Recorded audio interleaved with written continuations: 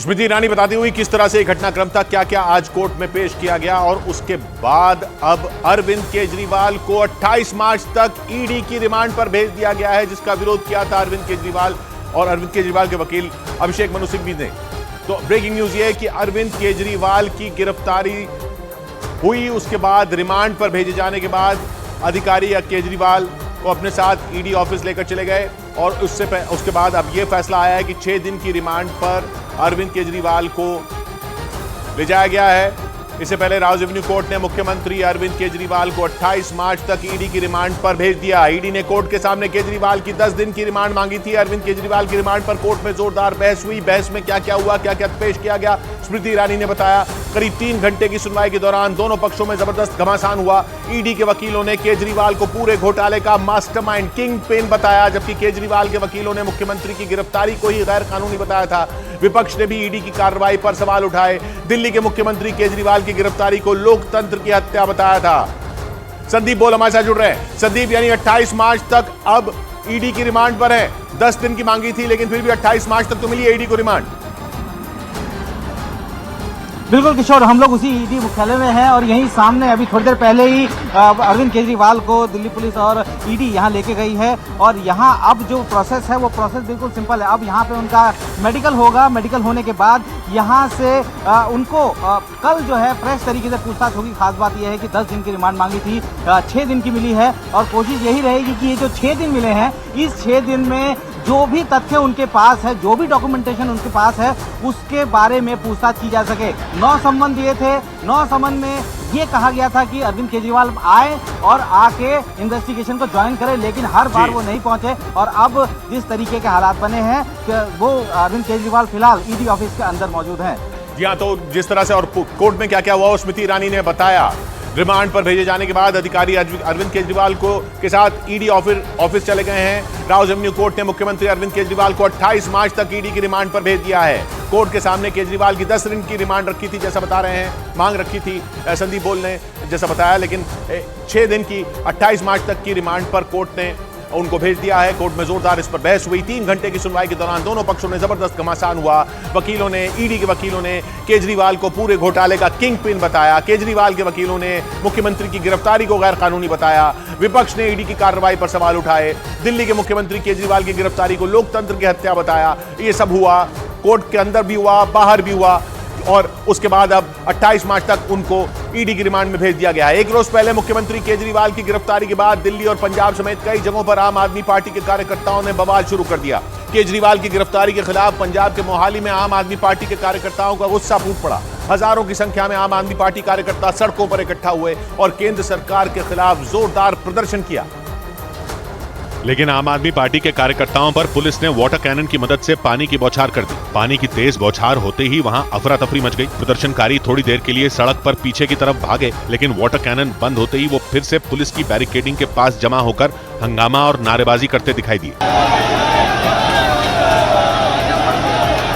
आम आदमी पार्टी के कार्यकर्ताओं को रोकने के लिए पुलिस ने मोहाली से चंडीगढ़ की तरफ जाने वाली सड़क पर बैरिकेडिंग लगा रखी थी, क्योंकि प्रदर्शनकारी मोहाली से चंडीगढ़ जाकर गवर्नर हाउस का घेराव करना चाहते थे। मोहाली से चंडीगढ़ में मौजूद गवर्नर हाउस की दूरी करीब 12 किलोमीटर है। पुलिस ने आम आदमी पार्टी के कार्यकर्ताओं के प्रदर्शन को देखते हुए मोहाली चंडीगढ़ हाईवे को बंद कर दिया और वहां लोहे के बड़े बड़े बैरिकेड लगा दिए। हाथों में पार्टी का झंडा लेकर वहां पहुंचे आम आदमी पार्टी के कार्यकर्ताओं ने पुलिस की बैरिकेडिंग को तोड़ने की कोशिश की। हालांकि मोहाली चंडीगढ़ हाईवे पर तैनात पुलिस वाले बैरिकेडिंग के पीछे चट्टान की तरह खड़े नजर आए। केंद्र सरकार के खिलाफ नारेबाजी करते हुए आम आदमी पार्टी के कई कार्यकर्ता वहां तैनात पुलिस वालों से भी भिड़ गए और लोहे की बैरिकेडिंग को पार करके दूसरी तरफ कूद गए। बैरिकेडिंग के दूसरी तरफ मौजूद दूसरे प्रदर्शनकारी भी वहां से कूदकर पुलिस वालों की तरफ आने की कोशिश करते दिखाई दिए। हंगामा और नारेबाजी कर रहे आम आदमी पार्टी के कार्यकर्ता लगातार वहां लगे बैरिकेड को गिराने की कोशिश करते दिखाई दिए। काले रंग की टी शर्ट पहना हुआ एक कार्यकर्ता तो बैरिकेड के ऊपर चढ़ गया और नारे लगाने शुरू कर दिए। उसके साथ कुछ महिला कार्यकर्ता भी बैरिकेड पर चढ़ने की कोशिश करती दिखाई दी। पीले रंग की पगड़ी पहना हुआ आम आदमी पार्टी का एक कार्यकर्ता वहां खड़े पुलिस वालों को हटाते हुए बैरिकेड पार करता दिखाई दिया। मोहाली से चंडीगढ़ में गवर्नर हाउस का घेराव करने निकले आम आदमी पार्टी के कार्यकर्ताओं के हाथों में केजरीवाल के समर्थन वाले पोस्टर दिखाई दिए। पोस्टरों पर मैं भी केजरीवाल लिखा नजर आया। हालांकि पुलिस ने सभी प्रदर्शनकारियों को हाईवे पर ही रोक दिया। लेकिन चंडीगढ़ में आम आदमी पार्टी के कार्यकर्ताओं ने बीजेपी दफ्तर के घेराव के लिए कूच कर दिया। हालांकि पुलिस ने प्रदर्शनकारियों को रास्ते में ही रोक दिया। इसके बाद तो आम आदमी पार्टी के कार्यकर्ताओं का गुस्सा फूट पड़ा और सड़क पर लगाई गई बैरिकेडिंग के पास हंगामा शुरू कर दिया। चंडीगढ़ में बीजेपी के दफ्तर की तरफ जाने वाली सड़क पर भारी संख्या में पुलिस वाले तैनात दिखाई दिए। सड़क को बंद करने के लिए पुलिस ने वहां बड़े बड़े ट्रक खड़े कर दिए थे। सड़क पर लगी लोहे की बैरिकेडिंग के एक तरफ भारी संख्या में पुलिस वाले मोर्चा संभाले दिखाई दिए, तो दूसरी तरफ सैकड़ों की संख्या में आम आदमी पार्टी के कार्यकर्ता इकट्ठा हुए नजर आए। आम आदमी पार्टी के कार्यकर्ता काफी देर तक बैरिकेडिंग तोड़कर बीजेपी दफ्तर की तरफ जाने की कोशिश करते दिखे। हालांकि पुलिस ने हंगामा करने वाले कई प्रदर्शनकारियों को हिरासत में ले लिया और उन्हें बसों में बैठाकर प्रदर्शन वाली जगह से दूर भेज दिया। लेकिन गिरफ्तारी और कोर्ट से रिमांड पर भेजे जाने के बाद आम आदमी पार्टी का गुस्सा फूट पड़ा। सूत्रों के मुताबिक रिमांड के मुद्दे पर दिल्ली की राउज एवेन्यू कोर्ट में दोनों पक्षों के बीच जोरदार बहस हुई। ईडी के वकील ने केजरीवाल को घोटाले का किंग पिन बताया, जबकि अरविंद केजरीवाल के वकीलों ने एक राज्य के मुख्यमंत्री की गिरफ्तारी को सरकारी एजेंसियों के दुरुपयोग की मिसाल करार दिया। कोर्ट में हुई इस बहस से पहले दोपहर करीब 12:30 बजे ईडी अफसरों का काफिला अरविंद केजरीवाल को लेकर ईडी दफ्तर से राउज एवेन्यू कोर्ट के लिए निकला। ईडी की गाड़ियां दंदनाते हुए अदालत की तरफ दौड़ती दिखाई दी। आम आदमी पार्टी के कार्यकर्ताओं के प्रदर्शन को देखते हुए ईडी दफ्तर और कोर्ट के बाहर भारी संख्या में पुलिस और आरएएफ के जवान तैनात कर दिए गए।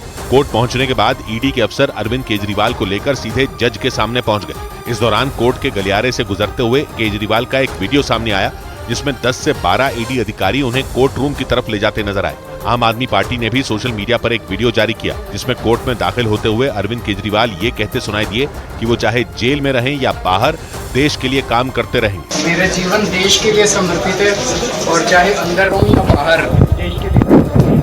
इसके बाद राउज एवेन्यू कोर्ट में अरविंद केजरीवाल और ईडी के वकीलों के बीच जबरदस्त बहस शुरू हुई और एक दूसरे पर आरोप और प्रत्यारोप लगाने शुरू कर दिए। कोर्ट में केजरीवाल के वकीलों ने ईडी की रिमांड की मांग को खारिज करने की अपील की, जबकि ईडी के वकीलों ने शराब घोटाले की जांच के लिए अरविंद केजरीवाल की रिमांड को बेहद जरूरी बताया। मतलब ये कि ईडी के वकीलों ने अरविंद केजरीवाल की रिमांड के लिए पूरी ताकत लगा दी। ईडी ने दिल्ली के शराब घोटाला मामले में मुख्यमंत्री अरविंद केजरीवाल को मास्टरमाइंड बताया। ईडी के वकील ने इसके लिए अंग्रेजी के किंग पिन शब्द का इस्तेमाल किया। इसके साथ ही ईडी ने दावा किया कि इस केस से जुड़े कई इलेक्ट्रॉनिक सबूत पहले ही मिटा दिए गए थे। घोटाले से जुड़े तथ्य छिपाने के लिए कई सारे मोबाइल फोन तोड़े गए थे। हालांकि इसके बाद अरविंद केजरीवाल के वकील अभिषेक मनु सिंघवी ने यह दलील दी कि इस मामले में अरविंद केजरीवाल को गिरफ्तार करने की जरूरत नहीं थी। इसके बाद कोर्ट में ईडी ने दलील रखी कि रिश्वत के बदले दिल्ली में आबकारी नीति में मनमाने बदलाव किए गए थे। ईडी ने कोर्ट को बताया कि 2 बार कैश ट्रांसफर भी किया गया, जबकि कोर्ट में अरविंद केजरीवाल की तरफ से कहा गया कि इस पूरे मामले से अरविंद केजरीवाल का कोई लेना देना ही नहीं है। ये भी कहा गया कि मुख्यमंत्री की गिरफ्तारी गैर कानूनी तरीके से की गई, क्योंकि आरोप है कि शराब घोटाले की आड़ में करीब 600 करोड़ की हेराफेरी हुई और ईडी के हवाले से यह दावा किया गया कि यह पूरी साजिश किसी और ने नहीं बल्कि दिल्ली के मुख्यमंत्री अरविंद केजरीवाल ने ही रची। और ईडी के मुताबिक अरविंद केजरीवाल ने ही दिल्ली की शराब नीति में बदलाव करके करोड़ों के घोटाले की नींव रखी। इसी वजह से ईडी ने केजरीवाल को इस शराब घोटाले का किंग पिन माना। किंग पिन यानी सबसे अहम आदमी। मतलब ईडी ने यह दावा किया कि ये पूरी साजिश अरविंद केजरीवाल के इशारे पर ही रची गई और इसके जरिए करोड़ों की रकम का गबन हुआ। ईडी ने दावा किया कि इस पूरे खेल में मनीष सिसोदिया और संजय सिंह भी बराबरी के हिस्सेदार थे। हालांकि ईडी के मुताबिक इस घोटाले में अरविंद केजरीवाल ने सीधे सीधे हिस्सा नहीं लिया, बल्कि इसके लिए उनके राइट हैंड माने जाने वाले विजय नायर को काम पर लगाया गया था। ईडी के मुताबिक विजय नायर ने अरविंद केजरीवाल के कहने पर न सिर्फ नीतियों में तोड़ मरोड़ का खाका तैयार किया, बल्कि लोगों को डरा धमकाकर उनसे उगाही का सारा काम भी वही देखता था। और ईडी के मुताबिक इसी विजय नायर के जरिए दिल्ली के सीएम अरविंद केजरीवाल और उनके सहयोगियों तक 330 करोड़ से ज्यादा की रकम पहुंची। दावे के मुताबिक इसके लिए बाकायदा पूरी प्लानिंग की गई थी। और ईडी की जांच में यह आरोप लगाया गया कि दिल्ली की नई शराब नीति के जरिए करोड़ों के घोटाले की पटकथा अरविंद केजरीवाल के घर पर ही लिखी गई थी। ईडी के मुताबिक दिल्ली के सीएम हाउस में हुई उस बैठक में अरविंद केजरीवाल के अलावा मनीष सिसोदिया भी मौजूद थे और इसी बैठक में यह तय हुआ था कि शराब नीति में प्रॉफिट का जो मार्जिन 6% है उसे बढ़ाकर 12% मतलब दुगना कर दिया जाए। और ईडी के मुताबिक खुद ये बात मनीष सिसोदिया के सचिव सी अरविंद ने पूछताछ के दौरान बताई थी और ये दावा किया गया था कि ये काला खेल अरविंद केजरीवाल की आंखों के सामने ही रचा गया और उन्हें इस बात की पूरी जानकारी थी कि इस नई शराब नीति के जरिए उन्हें करोड़ों का फायदा हो सकता है। और ईडी का दावा है कि अरविंद केजरीवाल अपने प्लान में कामयाब भी हो गए थे। सूत्रों के मुताबिक जांच में यह बात सामने आई कि अरविंद केजरीवाल ने इस शराब नीति की आड़ में शराब माफिया से करीब 100 करोड़ की रिश्वत ली थी और बदले में नई शराब नीति के जरिए उन्हें फायदा पहुंचाने का वादा किया था। मतलब केजरीवाल और शराब माफिया ने एक हाथ दे दूसरे हाथ ले का फॉर्मूला अपनाया ताकि दोनों ही पक्षों को फायदा हो सके। और इसमें एक अहम किरदार निभाया शराब कंपनी इंडो स्पिरिट के डायरेक्टर समीर महेंद्रू ने। सूत्रों के मुताबिक समीर महेंद्रू ने पूछताछ में बताया कि अरविंद केजरीवाल से उन्हें उनके राइट हैंड माने जाने वाले विजय नायर ने आईफोन के ऐप फेस टाइम के जरिए मिलवाया था। उनके मुताबिक इस बातचीत के दौरान केजरीवाल ने यह भी कहा था कि विजय नायर उनका भरोसेमंद है और वही उनसे आगे की डील करेगा। मतलब अरविंद केजरीवाल ने खुद ही विजय नायर को शराब घोटाले से जुड़ी डील करने की आजादी दी थी और ईडी के मुताबिक उसी के जरिए 100 करोड़ की रिश्वत के रास्ते खुले। ईडी के सूत्रों का दावा है कि केजरीवाल ने नई शराब नीति में बदलाव करने के बदले में 100 करोड़ रुपए की रिश्वत मांगी थी। और जांच में यह बात सामने आई कि इस रकम का इस्तेमाल 2022 में गोवा में हुए चुनाव में आम आदमी पार्टी ने किया था। ईडी ने कुछ दस्तावेजों के जरिए यह आरोप भी लगाया कि इस रकम के बड़े हिस्से की हेराफेरी कैश में की गई ताकि किसी को आम आदमी पार्टी या फिर अरविंद केजरीवाल पर शक न हो। ईडी ने यह दावा किया कि आम आदमी पार्टी ने रिश्वत के तौर पर मिली रकम से 45 करोड़ रुपए का इस्तेमाल गोवा के चुनाव में किया। इसके लिए तेलंगाना के मुख्यमंत्री के चंद्रशेखर राव की बेटी के कविता के अकाउंटेंट बुच्ची बाबू ने 2 बार पैसे ट्रांसफर किए। सूत्रों के मुताबिक बुच्ची बाबू के अकाउंट से ही आम आदमी पार्टी के पास पहले 10 करोड़ और फिर 15 करोड़ रुपए ट्रांसफर किए गए। और दावा है कि गोवा में आम आदमी पार्टी के लिए चुनाव में काम करने वाले लोगों को इसी रकम से भुगतान किया गया है। और दावा है कि गोवा चुनाव में करीब 70 लाख रुपए नकद में दिए गए। ये पैसे जिन्हें दिए गए उनमें आम आदमी पार्टी के कुछ उम्मीदवार भी शामिल थे।